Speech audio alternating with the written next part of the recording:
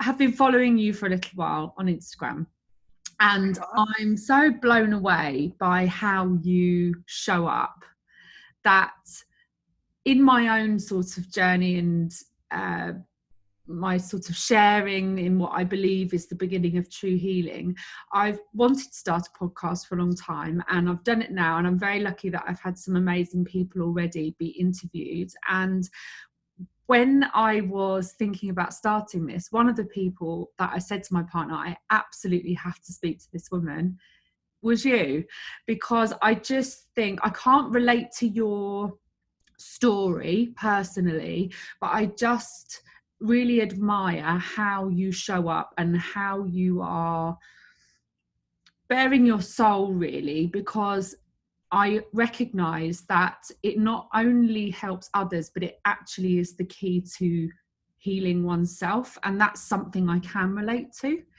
So can you tell me a bit about your journey and how this transition over the last couple of years for you has started, and what it looked like before, and kind of where you're at now?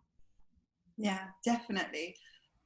Thank you. That's really sort of lovely, kind words that you shared with me there, and I really appreciate it. And I'm honoured to be here with you on your podcast. I think that vulnerability is amazing, and as you said, so healing. So yeah, I'll just share a bit about my story, and as you've nicely put it, the transition, because I am definitely a different person to who I was a few years back, 100%. So I am a Londoner, you can probably tell from my accent, and I grew up in South London, and I ended up going to medical school and qualifying as a doctor.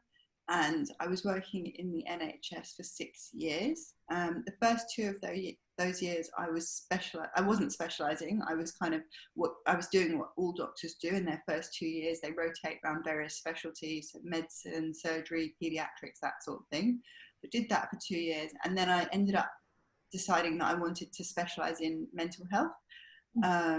And I always kind of knew that that was the direction that I wanted to go in. And I worked as a medical doctor specialising in mental health for 4 years. And I absolutely loved that and was so passionate about it. But with that, and with being a doctor, what comes with it, that I don't know to what degree people are aware, but you're doing night shifts all the time, and most doctors, I would say, are neglecting themselves because of what they're doing for other people. And it is amazing work, but it can be very taxing and very draining. And so my job and role as a medical doctor specialising in mental health I was often based in A&E, seeing people at their lowest points when they were really, going through a lot of stuff. And, often what would bring them to come and see someone like me would be that they'd actually made an attempt on their life, which is a horrific kind of time. And for me, my role was seeing that not only day after day, but multiple times in a day. So it was very kind of emotionally taxing. If you're a normal human being, that sort of thing, I think, does affect you. And there is some support, but I think definitely I was carrying that stuff with me. And yeah, so then that was my life. That was my professional life. But personally, I'd also gotten married, and I have a daughter. She's 2 now.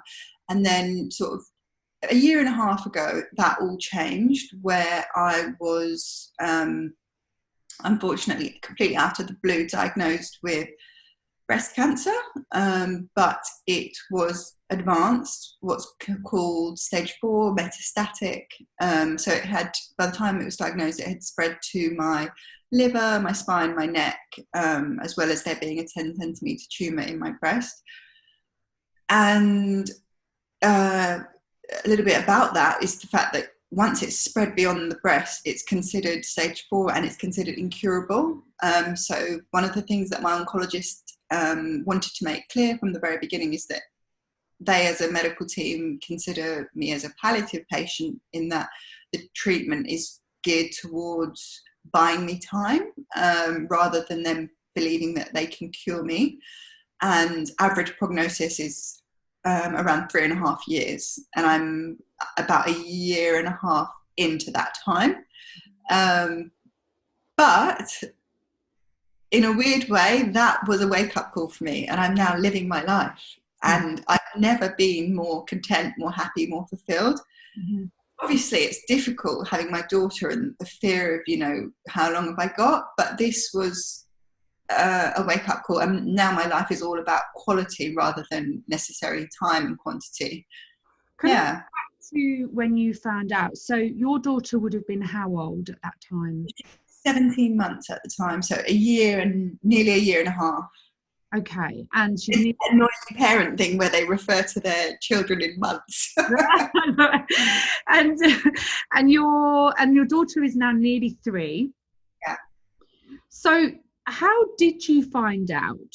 Because I think this would be something that I think that a lot of people do go through their life and hear about people with serious health conditions, and quite a lot of the time never really have that belief that it could happen to me. Yeah. I think it's important to sort of maybe share maybe how you found out and what advice you could give to others, perhaps. I absolutely love that question, Emma, because that was me. I didn't think that I could be affected because I have no family history. Mm-hmm. And because I was only 30 at the time, I just thought that I was too young. So for me, I was having a bath one evening and I noticed a lump in my breast. Mm-hmm. And it was pretty large and pretty hard. And I then went to see my GP, who did refer me, and it got picked up. But that's not the full story. I didn't realise it at the time, but after kind of being diagnosed, I realised that actually, whilst I was breastfeeding my daughter, I'd noticed blood coming from my nipple. It was actually the first time I ever noticed anything wrong with my breasts was when I'd just given birth, and I was just about to try and start breastfeeding for the first time, and I noticed that there was some blood coming from my nipple. And I have a medical background. I have to say that my mum was in the room, my sister's in the room. One's a GP, one's an anaesthetist, both doctors. And there was also a midwife, and there was also the obstetric doctor. And we discussed the fact that there was blood coming from my nipple, and it was the consensus that, you know, it's probably nothing. And I went on to breastfeed my daughter, and I did have a little bit of blood in my breast milk that I noticed from time to time when I was expressing. And then 1.5 years later, I was diagnosed with breast cancer. And that is so huge, because this was a room full of doctors. Yeah. And because of age, we didn't think it was breast cancer. Yeah. And then 1 year later, I'm diagnosed. And by that time, it's spread. Yeah. The moral of the story for me is that any abnormality or issue with your breast, if it's not normal for you, or if it's in you, get it checked out, because your age is not going to protect you, sadly, and we don't know until you have an ultrasound scan and possibly a biopsy. So it's better to be safe than sorry, really.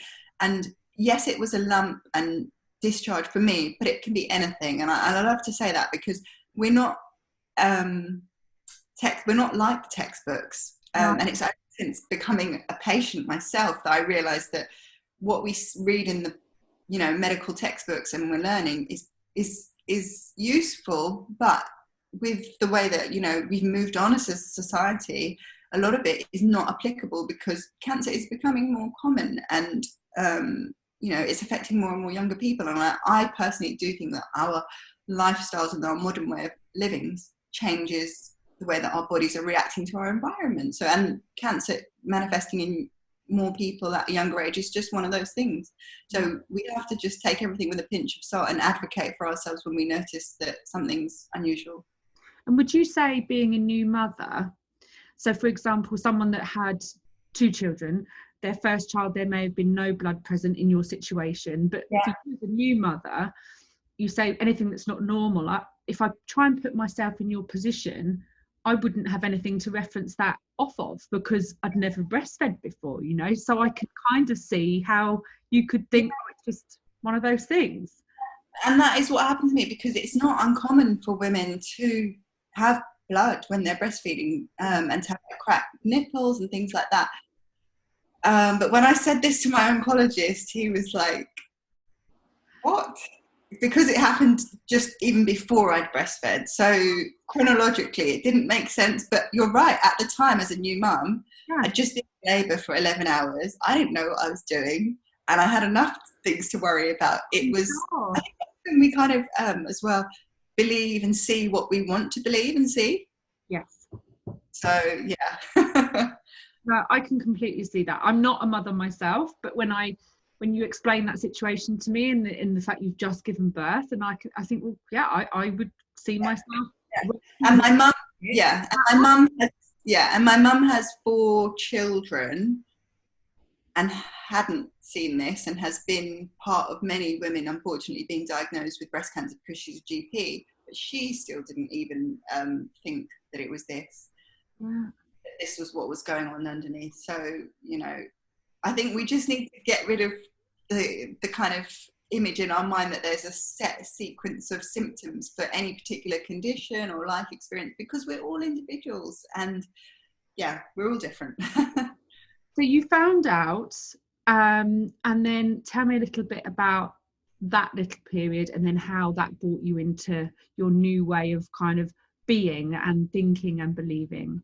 Yeah, sure. So I found out, and in my first couple of appointments, they were really reassuring and explained the fact that breast cancer, when caught early, is really treatable. But it was actually not for another 2 to 3 weeks that I had, you know, a further full set of investigations. So I had lots of ultrasounds, mammograms, MRIs, and eventually a PET scan.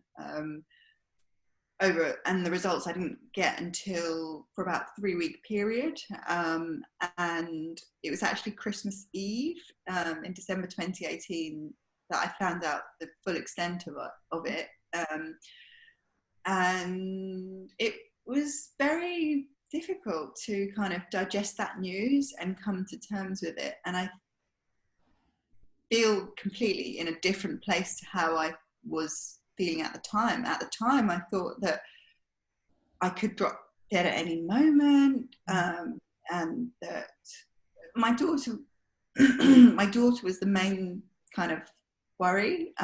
Just, you know, I would often imagine leaving a 1-year-old without a mum, and what, you know, and I went into, you know, when difficult situations arrive, we often go into flight and fight mode, and I was just kind of frantically preparing and trying to just do as much as I could to kind of get my affairs in order. But then as time went on, I kind of realized that, you know, I had time. Mm-hmm. And then I actually have responded incredibly well to the treatment that I've had, which has been quite extensive. I've had my ovaries removed, I've had mastectomy, I've had radiotherapy, I've had oral chemotherapy. And at the moment, none of my most recent scan showed that actually there's no detectable cancer, which is absolutely crazy. Yeah. I saw one of your posts where you were trying to have a mastectomy, and there was a chance you may or may not have been able to have it. Yeah. So basically, when you're stage 4 metastatic, as I said, one of the first things they said to me was, "You're palliative. This isn't curable. This is just a matter of buying you time." That's hard to hear. Like, what? Yeah. And I get the feeling that your spirit, you're a bit of a fighter as a person. Yeah, I wasn't before. I tell you that. Before all of this, I was somebody who was like, yes, I was very accepting of everything, like from figures of authority. And the medical hierarchy, even though I was medical and am medical, it's still quite a force to be reckoned with. So, and I was very accepting prior to this diagnosis, and sadly, I think I would have been if I didn't have my daughter. But being a mum has just put me into a different kind of mode, thinking that I wouldn't be able to go peacefully peacefully without knowing that I'd done absolutely everything I could to stick around for as long as possible. So yeah, when I was first diagnosed, a mastectomy was completely off the table. You want this tumour removed from your breast? Why? It's not going to cure you. You're going to go anyway. It's what difference is it going to make to put you through the surgery, was the initial thinking. But then fortunately, because I responded to the treatment, my medical team, who are amazing, were open to considering it. Not when, so I responded amazingly to the oral chemo, to the point that the tumours around the rest of my body were no longer detectable. But still at that point, they weren't really convinced that this would be long lasting. So they said, you know, it might be the fact that you've had a good scan result, but likelihood is your next scan will show that the cancer's rearing its head.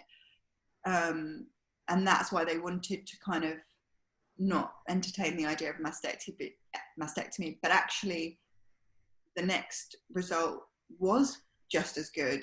And I really did have to push and advocate for myself to have that surgery, because I was told, no, you're not going to have it. But because there's no kind of clear evidence to show that it's going to be of benefit. But my whole thing was, well, that may be the case, but there's also no clear evidence to show that it's not going to be of benefit. Logically, let's get the cancer out of my body, please. Yeah, please, get it out. But yeah, you know, and I think what you've just said there about advocating for yourself with health medical treatment, especially in somewhere like the UK, where the UK is blessed with the NHS. And as much as it is a blessing, there are criterias that you have to hit for certain things to be deemed viable, worthwhile, in the best interest of the full medical care plan.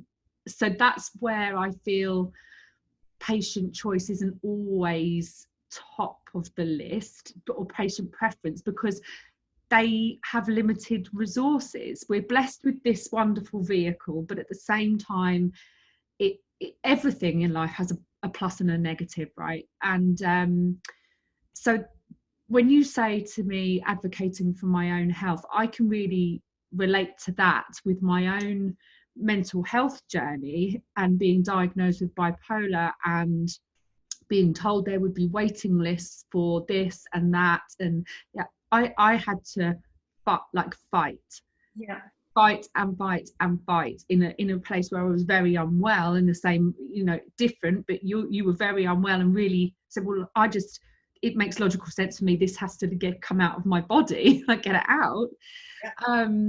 I can really relate to that. But I think it's really important, because a lot of people, and obviously you're a doctor, so I don't want this to come across in any bad way, but a lot of people, you're brought up to believe that doctors are like gods a little bit. And I have the utmost respect for everybody in the medical profession, but as you say, everybody is individual, and sometimes as a human being you do have a gut feeling that you know something is right for you or not right for you.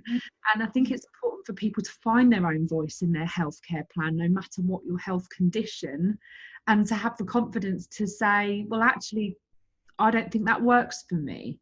It's different if you don't have capacity to make that decision. If you do have capacity and you do have insight, I think it is important for people to have a bit more autonomy, or the confidence to at least challenge something. So I really relate to that. Yeah, I 100% agree with you. And I think that the NHS is amazing. And as you said, we're so blessed to have it. But it lacks agility, and it lacks the ability to tailor care and management plans to an individual, because we are always thinking population wide, and we don't necessarily always factor in an individual's circumstances. So yeah, it's not normal for a 30-year-old to have stage 4 breast cancer. It's rare. So therefore, why should the treatment plan be the same as what you would give to a 70-year-old? And with what you said about having bipolar and the medical model, no, I am a doctor. So I've given back my license to practice, but I'm still registered with the GMC, and I still went to medical school, and I did, 6 years with the NHS. And I agree with you completely about the frustrations. And I, as a clinician, had and shared those frustrations, and many doctors do feel that their hands are tied by often systems and protocols and funding by NICE. And it's a blessing on the one hand, but on the other hand, it can be very, very frustrating. So I share your frustration, and I think many doctors do. It sadly comes down, I think, often to money, not directly, because doctors don't, on the whole, have any kind of, it doesn't make any difference to their financial situation, but they have to get funding, and yet NICE will only fund things if there's a huge evidence base behind them. And I can relate and completely, I agree with you. I just think it's really important that people understand that they can have a voice in their treatment plan. And so I see, and I have seen a lot of people I know, especially with the mental health kind of arena, because that's what I have in. Other friends that have mental health difficulties that will sort of go and just be sort of in the laps of them, and whatever they say they will just take. And I'll say, you do have the right to challenge that and say, well, actually, and you must. And if you think that something's completely not appropriate, or you must challenge it, because equally it's a two-way relationship, I think, and a doctor can only give you their educated and their guidance if you've given them everything they need to give you that right guidance. So has to be two-way. And I think sometimes as children I was brought up, so okay, we'll go to the doctor will fix it, Doctors aren't magicians, right? You make educated choices based on the situation that presents itself in front of you in a person, and if the person isn't actually divulging the right information to you, it's very difficult to do that.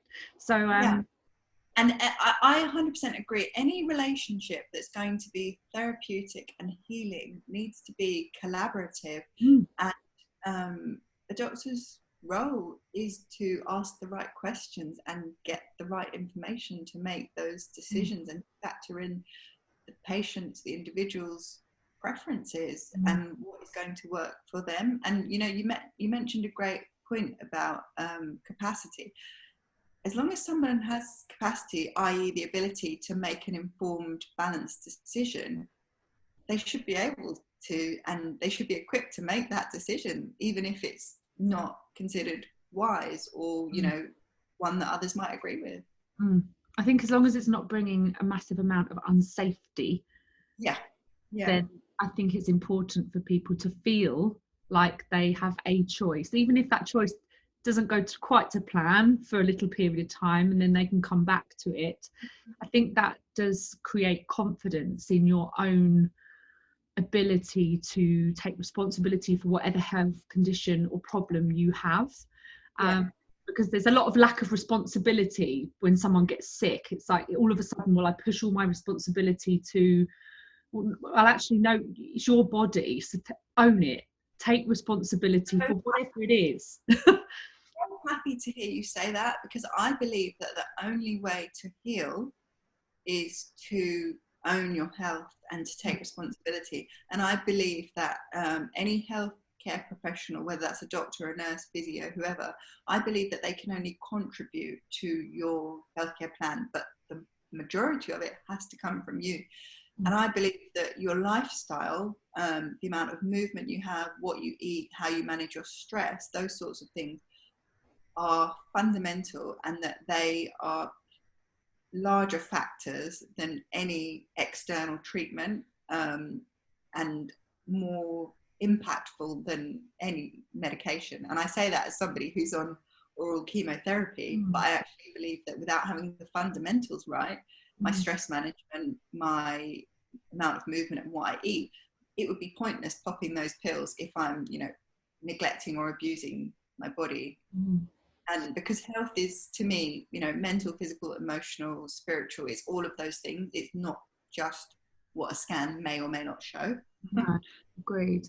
And so so tell me a bit about this shift. So you've gone from being a doctor, and obviously now you're seeing it, as you say, you've gone seeing it through sort of patient eyes, which is making you realise that things aren't so rigid, but also about your lifestyle, because before this you were very active and into fitness and beforehand anyway, weren't you? Yeah. So I was into fitness before my diagnosis, but I think I was looking at it in a different way to how I view it now. So after my daughter, so throughout, I'm in my early 30s now, and throughout my adult life, I've been into exercise and movement on and off. It was largely kind of, if I was going on a holiday, that sort of thing, I'd get my ass to the gym. And then when I had my daughter, I wanted to lose the baby weight. But I wasn't doing it from a health-centered place. I was doing it, if I'm honest, more from, yes, I wanted to be stronger and so that I could keep up with my daughter. But I won't lie, a lot of it was for aesthetic reasons. I wanted to feel good and feel back to my usual self. And I felt that losing weight and getting into shape would take me there. But actually, I think that I was not caring for my body in that way. I was calorie restricting, and that was my focus, calories in versus calories out. And I wasn't looking at nurturing and providing the right nutrition for my body. I wasn't considering what micronutrients am I giving to my body? Am I giving it what it needs to function optimally?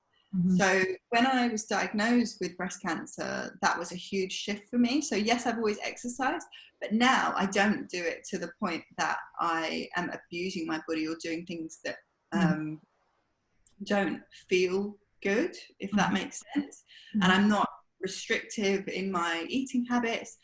I'm vegan now, but that's because my cancers, the results show that they were stimulated by estrogen, and because animal products contain estrogen, I've chosen to exclude those from my diet. But my focus, is health. And I think weirdly, when we want to be healthy and heal, we often focus on the illness and the sickness and the disease, when actually I think, no, you need to shift to thinking about what is going to nurture your body and what is going to, make you feel good, and from the roots upwards. For me, I think it's really important what you said there about the motivation behind exercising. So diet is one thing, and obviously lots of people have different preferences around what they consume, and that's a whole wider topic. But in terms of the psychological kind of motivation behind moving, I think is really important, and it's one that again I can relate to, but in a slightly different way. So before we started recording, we touched briefly on shame, and I think my own personal experience, my Instagram handle is Emma Fit by Bell Fit by 40, so, but again, the motivation, although I understand that being healthy and not being overweight is better for your overall health,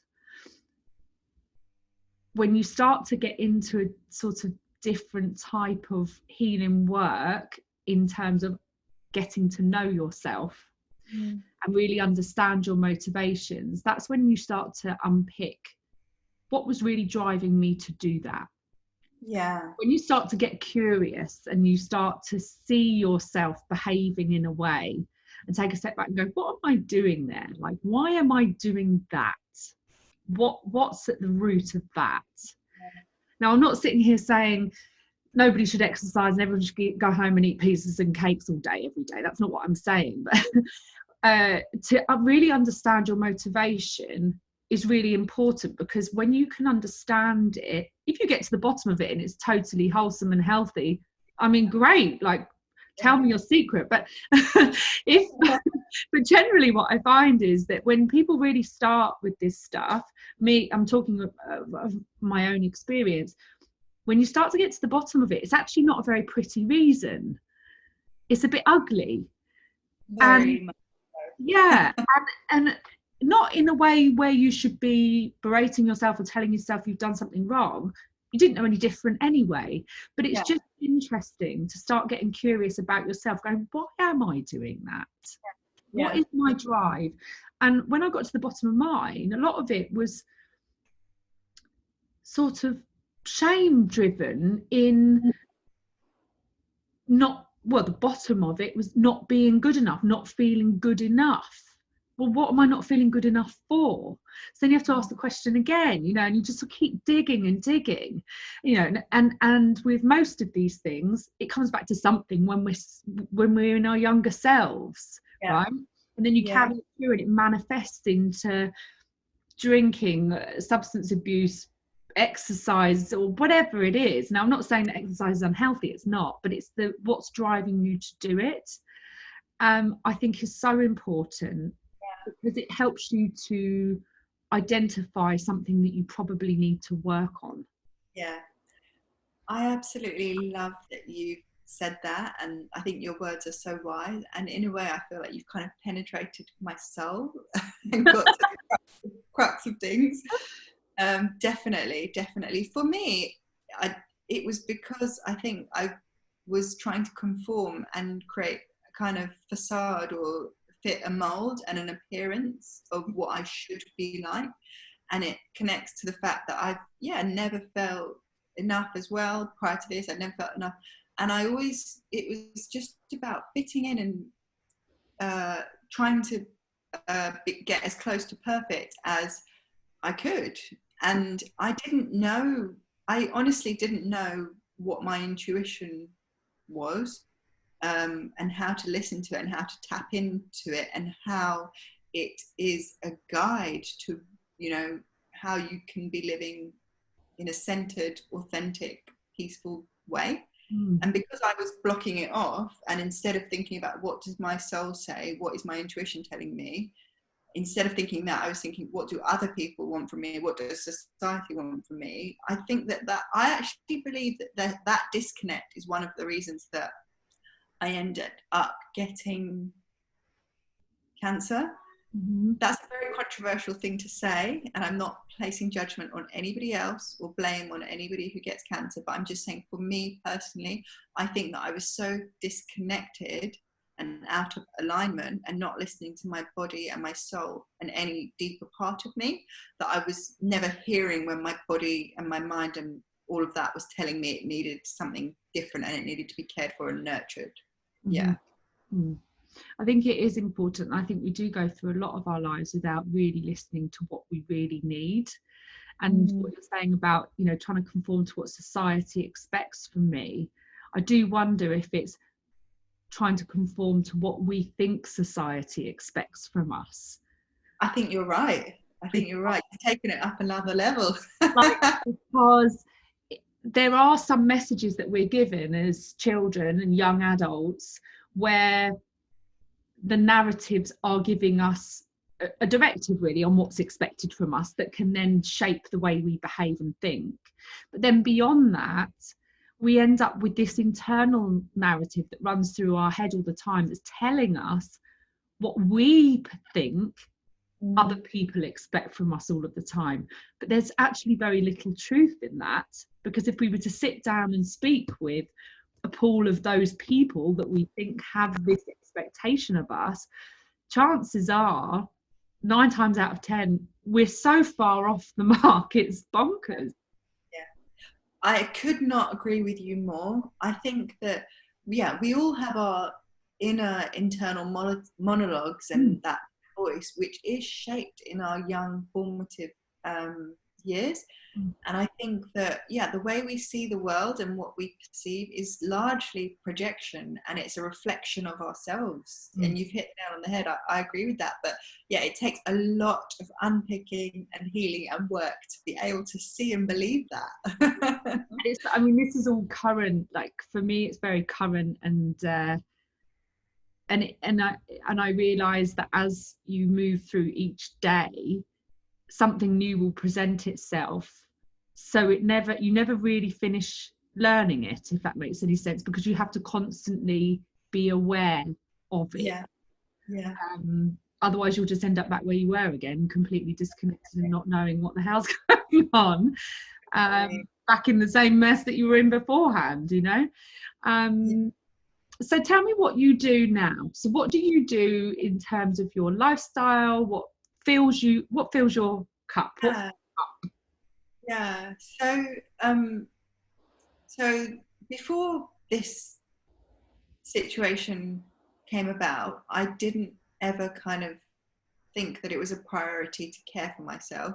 But since it's come about, it's fortunately given me permission to look after myself. So the things that I would say that I do now, which are fundamental, and I've had to do a lot of work into put a lot of work into prioritizing these things and allowing myself the freedom and time to do some of these practices, which before I would have viewed as, oh, that's a luxury. You know, to have time to sit and meditate and do nothing, that's a luxury. You need to get busy and be productive, was the way that I viewed things before. So even to get to the point where I'm incorporating some of these practices that I'm going to talk about, it's been a long journey. And I would say that I'm definitely in the well-being sphere, and I'm in the well-being world now, but I think that I'm somebody who, nothing that I do is that out there. It's all kind of fundamental and basic. So the regular things that I would do, I'd say, are exercise and move my body several times a week in whatever way I think I need to. And that's often might be cardio, it might be resistance training, it could be yoga. I also meditate, and that's really important to me to feel grounded. And sometimes that's guided, and sometimes that is just finding a way to sit with myself and breathe and be still. I also practice gratitude, which is so basic, but changes everything. And what I mean by practice gratitude, what I mean when I say that I practice gratitude is that I find time and space in most days to literally write down or say aloud, you know, a couple of things that I'm just grateful for and that have, you know, made today a better day than it would have been otherwise. Mm-hmm. And the other things that I do, I'd say I'm mindful about what I eat. That's a big part of nutrition for me, and I've already kind of spoken about that, so I won't go into the details. What else do I do? The other thing that I do is affirmation, mm-hmm. which is a huge tool for me. It's funny because before my diagnosis, if someone were to describe these practices, I would have been thinking, well, what's the evidence base behind affirmation? But now I'm thinking, I don't need an affirmation. I don't need an evidence base. I do what my mind, body and soul need, and I provide it. And I'm not looking for what, you know, has been shown to work for the masses, because I'm not the masses, I'm an individual. And that's kind of my whole thing, is that yes, these things might be useful for me, but what I would want to say to other people is not, oh, try this, try that, or whatever it may be. I'd say just be on a journey and be open to trial and error and finding what works for you. And I've also kind of changed my work, which has allowed for these things to be part of my life, and I've got more autonomy in that area now. Yeah. What I would say about the affirmations is everybody has the internal monologue, and if everybody was to write down that monologue in a day, I would bet that a big percentage of that monologue is negative. Yeah. So the way I see affirmations is this: whether you believe in them or not, life's about balance. So if your affirmations are intentionally positive, that will go a long way to balancing out the negative monologue that we automatically have running through our head 24 hours a day. Because guess what, we all have that we all have that. Yeah. And so I think for me, even if you don't believe in it, let's just look at logic, balance. Yeah. You know, let's balance out one with the other. That's when I speak in public about affirmation. That's what I say to people. Ah! Whether you realize it or not, you're doing affirmation already in your head, but more often than not, it's negative affirmation. It's like when you go on that date, or you have that job interview, or you turn up to the party and no one you know is there yet. What are most of us thinking? Most of us are thinking, oh, why would they want to talk to me? Or, am I good enough for this job? That is negative affirmation, but we just are not aware of it. And all it is about switching to another tape and making it more positive, because that does feed into the way that we behave, the rest of our kind of actions, and what we attract and bring into our life. Those inner thoughts, whether we call them affirmations or not, do in turn impact what comes up and shows up in our life. Absolutely, we really do. And if somebody, did you do any meditation before? I did a little bit of mindfulness, but nothing consistent. Yeah. So what would your advice be to somebody who is maybe listening to this thinking, sounds like it takes up a bit of my day, God, I'm going to feel like a bit of a Burke sitting there, just not sure that's for me. Yeah. But then maybe they get a bit curious. What would be an easy way for them to start with something like that? So what I would say is that guided meditation is definitely a good place to start. And when I say guided meditation, all I mean is that you're not just sitting there still alone, but you have an audio, usually through a different app. I'll give you a couple that I've used, but usually through an app, and you find a guide who talks you through your breath work and just helping you release some of that negativity and some of the thoughts which might be stressing you out. And they kind of talk you through it. They also give you time to just be with your own thoughts and let them pass on, but they do help and just bring you back to what it is that you're trying to achieve. So I'd say that that's a really good way to start. There's a free app that I love called Insight Timer. I love it because it's free and because you can set the meditation by time. So if you only want to kind of allocate maybe 5 minutes a day for a couple of weeks to experiment with this and see if it's going to work for you, you can do that quite easily with this app. And also because you can search it by theme, like depending on how you're feeling. If you're feeling anxious, or you're feeling sad, or you're feeling frustrated, or you're feeling shame, or whatever it may be, you can search that term, and all of the meditations that pop up where they'll be working on those issues, you can just pick one. And what I always do is I click on and I see, do I like the sound of this person's voice? Are they going to soothe me and help me on this process, or are they bloody annoying? So am I going to stick with it, or am I going to just switch up and find someone who I get on with? So yeah, there's no one way to meditate. There's so many different ways. I think that's good, because people in their head sometimes, I know certainly before I'd ever tried it, I think, oh God, so I've got to sit there and do this on business, and she's sent that's for me, so I think that's good advice. Yeah. You know what I would say as well, that I think we overcomplicate things so much. I personally think that going to your local park or your local forest, or out for a walk, wherever you are, sitting amongst nature and not doing anything, that is meditation to me. Yeah. Just not looking at your phone, not talking to anyone, sitting there, looking at your surroundings, being in the present moment, that is meditation to me. I think that sometimes we take things too far and overcomplicate it, and I think that comes from people wanting to market things and sell things, but it's a natural way of being as a human before we kind of got so modern and so built our schedules up to the point that there's no downtime. But prior to that, this meditation that we now talk of was a normal, natural human experience. I think that's a really good point that you've made, and certainly there's this whole, in modern day society, there is a lot of, the busier you are, the more successful you are, the better you are, sleep ins for cheap, all of this nonsense that I have lived my life by. I've got to be like this all the time or I'm failing. Well, actually, in doing that, you don't give yourself any time to process. Yeah.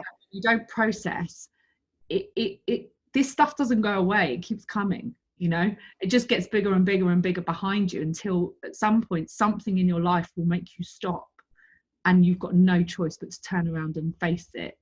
So your body, in one way or another, whether it's mind, physical or other, will stop you at some point and make you look at this stuff if you don't stop running, you know. There's a great book that I love, which is The Body Keeps the Score, and it's all I'm reading it. Oh, I'm reading it. I think it's wonderful. It is. Yeah, it's wonderful. Whether or not, the body's keeping the score. It's a great book. I'm literally reading it now. So for you then, your last scan was when? Your last test for when? So I had a set of scans in February. And as I said, it was a really great response where no cancer was picked up. And that's been the case for 3 scans in a row, which is amazing. And with stage 4, the way it works is that you typically have scans every 4 months to see what's happening. And you never know what's going to come up, but I do feel that, you know, I've responded well to the treatment, but that I've also created my own home personal treatment plan, which has contributed to these amazing results. But yeah, it'll be scans every 4 months, and in the meantime, I'm continuing with the oral chemo and some hormone medication. But I just feel so lucky, because most of the people that I know of who are on this same set of treatments haven't necessarily had these same results. So we don't know why any one person might respond, you know, favorably, but I'm just, you know, counting my blessings that I'm, you know, having that positive experience. Yeah, good. Thank you very much. And what I'll do is I'll ask you to share any useful links with me by text after this, that I'll post along with this when I post it. So thank you very much. Thank you, Emma.